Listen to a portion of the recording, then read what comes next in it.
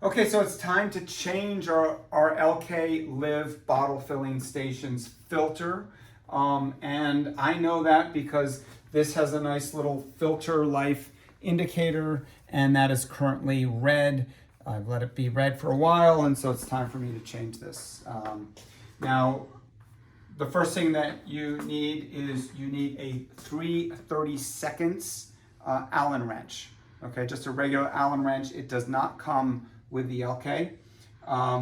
And all the screws that are around this use that 3/32 bolt. I've already taken these off. So there's 4, 1, 2, 3, 4. So using your Allen wrench that you supply yourself, you can take that off. And then this tray comes right off. Now, this is a residential unit. It is not filtered, it's not cooled, and therefore the filter box is right here. If you've got a unit that is cooled, the filter box should not be here because the filter should be next to, it should actually be before the chiller, right? So the filter needs to be before the chiller, therefore it needs to be with the chiller. Okay, by the way, we also sell these boxes separately. If you've got a unit that didn't have one and you'd like to put it there, you can, but do make sure that the water runs from the filter to the chiller and then to the bottle filling station. Okay, so the first thing to see is this is a residential unit. It specifically takes the ERF 750. Okay, other units will fit, but this is the only one that guarantees the warranty if you use this one. And you'll see that this is shorter than the original one that was in here. And this is the same with all Elkay products. They've gone from standard longer filters to these shorter filters. These I think are 9 inches, and these must be closer to 12. So if you see a different size, don't think you're getting gypped. It's actually it's the same capacity, whether it's the short one or the long one. Okay, so the first thing that you have to do after you've taken the cover off is you need to turn off the water. Okay, so the water switch is here. You can see it's in the down position. So I've already turned it off. It should be in the up position normally for the water to run through. So turn this off.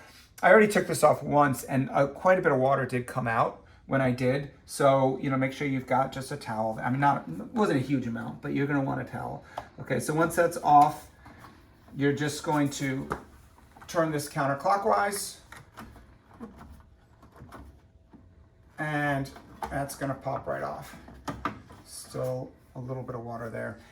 And all of these have RFID tags, and that's how they know that you've got the right filter, and it can also measure the filter life. And that RFID tag should also reset this when we put this on, okay?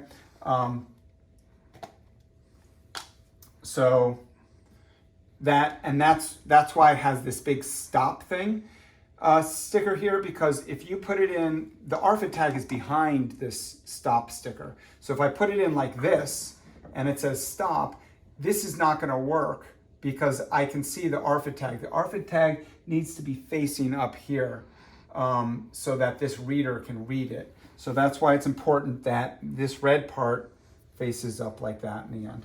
So we'll see if I can do that right. So this is just going to stick right in there and then turn. Oh, I'm not getting it. Oh, I was turning it the wrong way. Yeah, that might be, I don't know if there's an RFID tag under this side. This is currently blinking red, okay? So you can see I put it in backwards because remember the red part was supposed to be to the top. That's where the RFID tag reads it. And now it's just blinking red. It's telling me it doesn't have a filter, okay? So I'm gonna do that again, do it backwards this time so that when I twist it, I've done the same thing again. The red part is facing up. Nope, I'm not doing a good job here. Because I keep going backwards. It's clockwise, not counterclockwise. Okay, and then once that's on, then you can turn the water back on and it's gonna reset the filter. So we just showed you how to change the filter on this Live unit, and this is the bonus section because we actually had a problem. We changed the filter, and the light here is supposed to turn from red up to blue, and it didn't change. The blinking red means there's no filter at all. Solid red means there's a filter, but it needs to be changed. So it took us a little bit to figure out what was going on, but what seems is happening, and as I mentioned, there's an RFID tag behind here.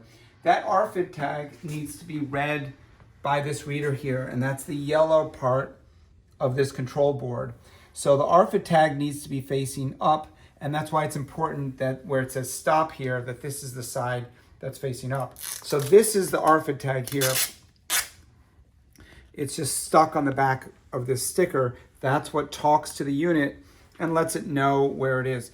So what we think is that the problem is that this particular RFID tag is too far up on the filter.